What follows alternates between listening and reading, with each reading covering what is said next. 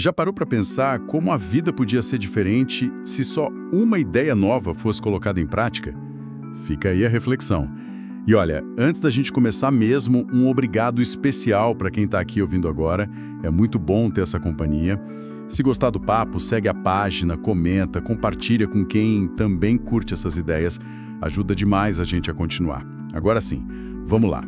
Hoje a gente vai mergulhar numa ideia que, olha, pode chacoalhar o que a gente pensa sobre bem-estar, sobre saúde. O ponto de partida é um livro chamado A Ciência do Desconforto, da doutora Maíra Soliani. Ela é médica, PhD pela Unicamp, e o livro já começa com uma pergunta, assim, bem direta. E se essa nossa busca sem fim por conforto na vida moderna estivesse, na verdade, fazendo mal pra gente, adoecendo mesmo? É uma pergunta bem provocadora, né? O livro vai fundo nessa epidemia silenciosa de problemas metabólicos. Sabe, obesidade, diabetes tipo 2, fígado gorduroso, que está crescendo muito.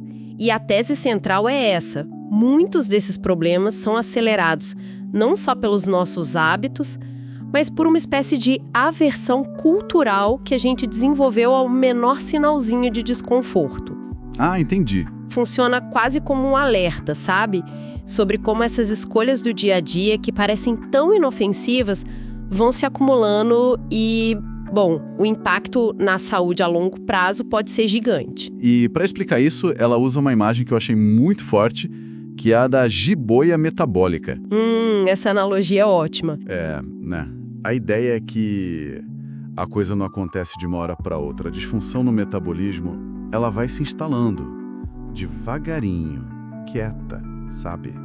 Como a jiboia que aperta a presa aos poucos.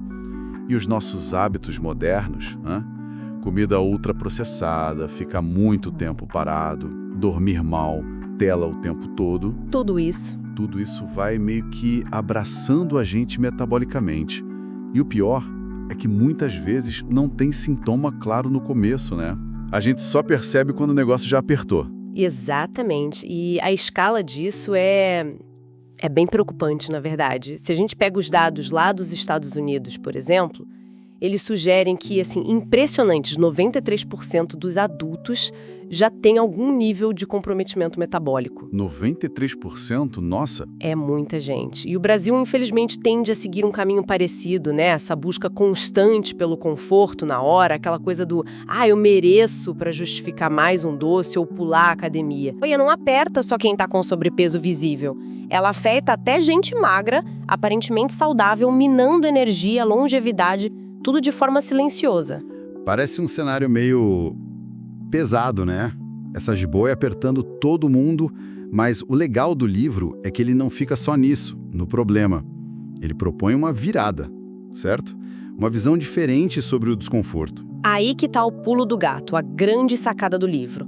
A doutora Maíra argumenta que o desconforto, seja ele físico ou mental, claro, sempre em doses que a gente consiga tolerar, administrar, não é só algo para evitar. Pelo contrário, pode ser uma ferramenta essencial para a saúde e até para o nosso crescimento. Isso tem a ver com um conceito da ciência chamado hormese. Hormese. Explica um pouquinho melhor o que é isso. Só meio técnico. Claro, explico sim. Hormese é basicamente a ideia de que uma dose pequena de algo que seria estressante ou até prejudicial em doses altas pode, na verdade, ter um efeito bom, um efeito estimulante para o corpo. Tipo uma vacina, que usa o vírus fraquinho para fortalecer a defesa. Exatamente, ótimo exemplo. A vacina é um tipo de hormese. E tem um autor, o Nassim Taleb, que fala de algo parecido. Ele chama de antifrágil. São sistemas que não só aguentam o estresse, mas que ficam mais fortes com ele. Nosso corpo, ele evoluiu num ambiente cheio de desafio, né?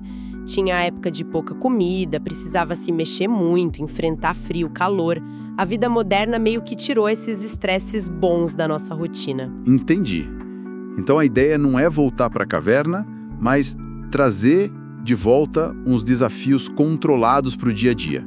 É isso. Precisamente. É reintroduzir o que o livro chama de desconfortos estratégicos.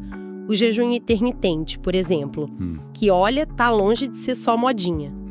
É uma prática antiga que dá um descanso para o sistema digestivo e ativa uma coisa chamada autofagia, que é tipo uma faxina interna das nossas células, sabe? Uma reciclagem, que o conforto constante acaba impedindo. Interessante essa ideia da faxina celular. E tem outros exemplos, claro. O exercício físico regular, que estressa positivamente os músculos, as mitocôndrias, que são nossas usinas de energia. Certo. E até coisas como exposição controlada a variações de temperatura. Sabe, um banho um pouco mais frio, rápido, também pode ter esse efeito hormético de estímulo. Faz todo sentido. É como se a gente precisasse dar umas cutucadas no corpo, na medida certa, para ele ficar esperto, forte, resiliente. Proteger demais, deixar tudo sempre no conforto absoluto, acaba sendo um tiro pela culatra, né? Enfraquece. Exato. E a ideia não é sofrer à toa, mas usar esse desconforto de um jeito inteligente para construir um metabolismo mais parrudo, digamos. E ter mais saúde, mais pique no final das contas. Mas aí fica a dúvida, né? Como achar a dose certa? Onde que esse desconforto deixa de ser bom e virar só ruim? Essa é uma questão central. A dose e a intenção. O livro não está pregando para ninguém virar masoquista de jeito nenhum. É sobre ter consciência. Começar pequeno, sabe? Observar como o corpo responde, respeitar os próprios limites. O desconforto estratégico é um estímulo, não uma agressão.